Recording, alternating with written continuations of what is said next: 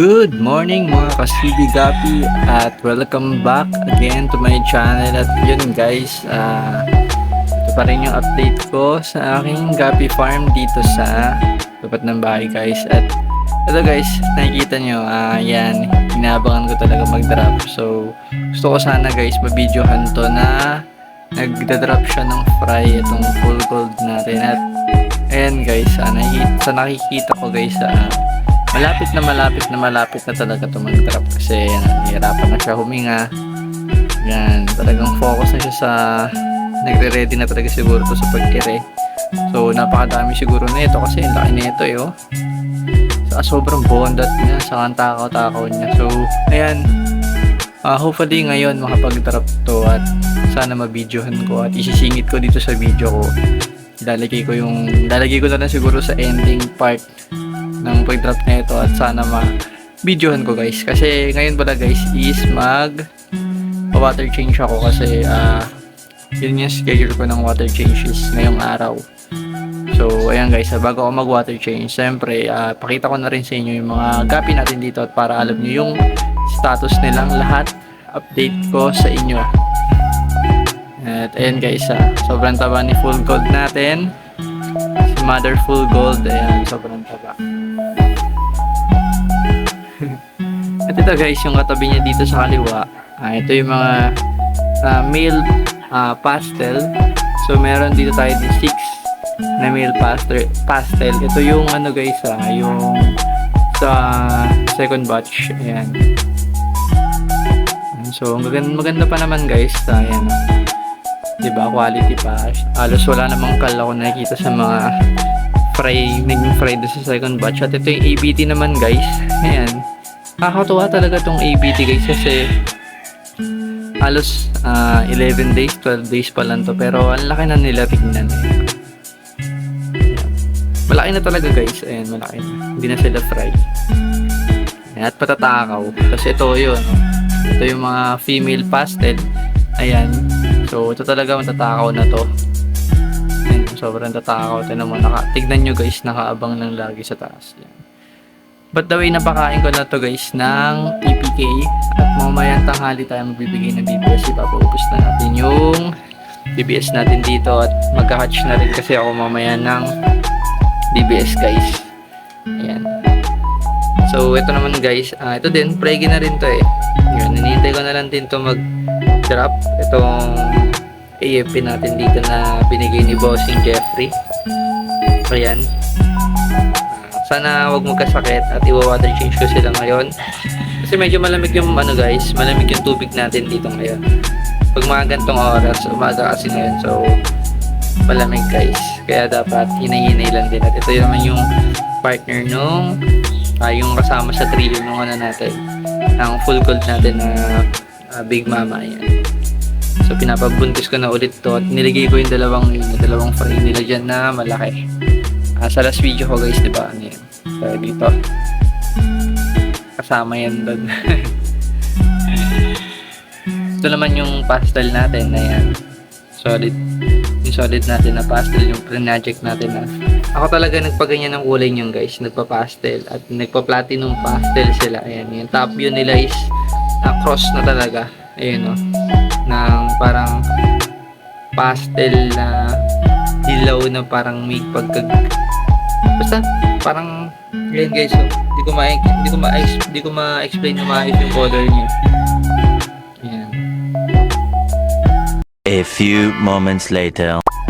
At yun, sorry guys, naputol yung video natin kasi napindot ko at dahil nga naputol yung video natin, kumuha na ako na ito muna at ginamit ko kasi may lamok dito sa natin sa may pwesto ng mga gapi natin. So ayan, pinatay ko yung lamok. Ewan ko kung meron ako mga napatay dyan.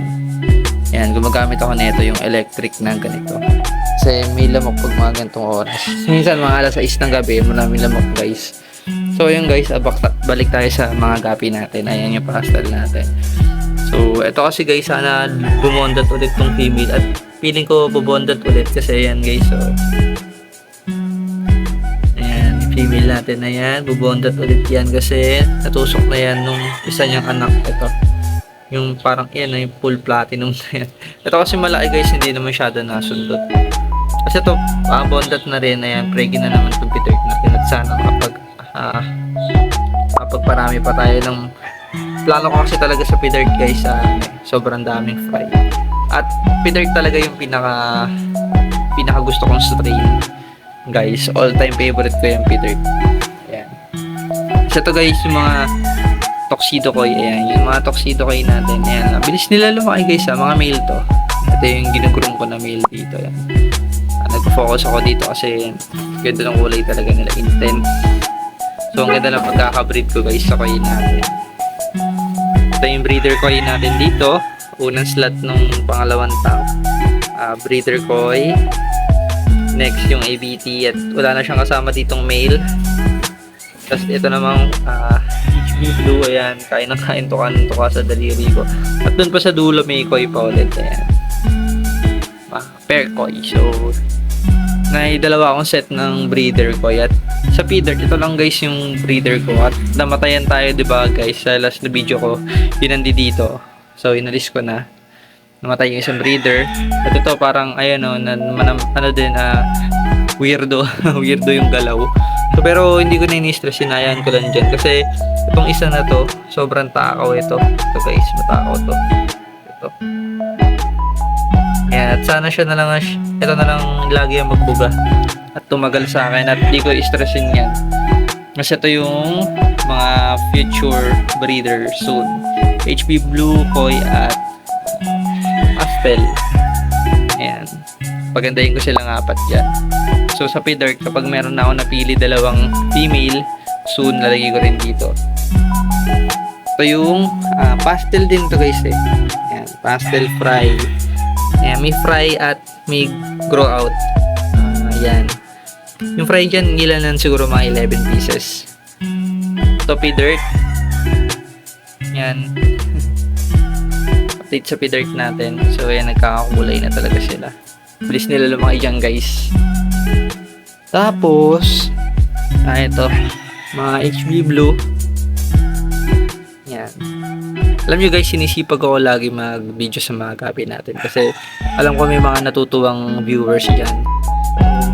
Sa mga hindi natutuwan sa vlog ko, sorry kasi ito lang yung napapakita ko. Pero yung iba kasi talaga guys, na-appreciate nila yung pag-show on natin sa mga gabi natin, pagpapakita natin ng mga gabi natin, mga alaga, na-enjoy nila, lalo yung ganito. Minsan daw para daw sila nasa pet shop kapag na vlog natin yung mga isda natin at napapakita natin sa mga viewers natin. So shout out dun sa mga solid na nanonood, dun sa mga solid supporters ko dyan, yung talagang laging pinapanood yung vlog ko. Salamat sa inyo guys. And guys, ito yung main natin guys sa HB Blue. Ito yung platinum blue talaga, yung cover up yung pagka-blue nya. Ito yung for sale. Mamaya may pupunta kasi ditong buyer. Isa mag-walk in, tapos meron isa naman na taga Pasay, magpapaship siya mamaya ng koi, isang pair. So mamaya daw mga 4 PM or 5 PM po papaship sa kanya. So shoutout to sa dalawang buyer natin mamaya. Ayan. So yung si Wanda ayan, nagpakain na ako dito guys actually sa mga to na APK natin, pero ngayon sobrang active, hindi ko pa inakaw yung tubig, parang gutom na naman lagi. Ito yung mga HB Blue pastel, pro male dito, all male tab to. Dun yung full gold, dito yung full gold natin na fry, at madadagdagan pag nagbuga na yung big mama natin na full gold.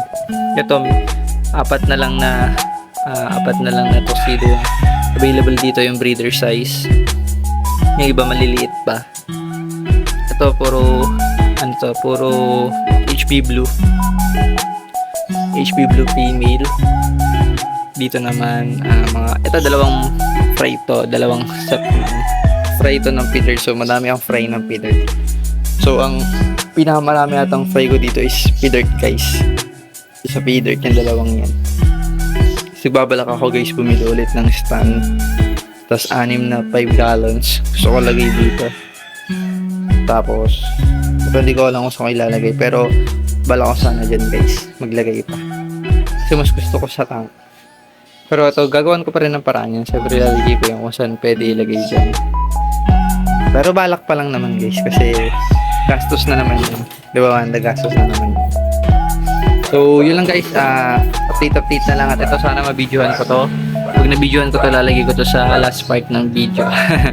Na mag-drop. At mag-water change muna ako guys, kasi yun yung schedule ko ng water change. So, sa mga hindi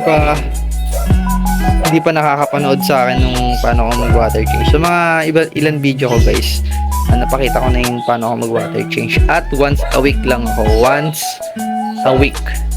Isang beses lang sa isang linggo ako nag-water change guys. Kasi ayoko mawalan ng beneficial bacteria yung mga tank natin. So, ayan. So, yun lang guys. Update na lang, at lalo dito sa full build natin na to. Pag nag-drop na to. So, yun lang guys. Peace yo.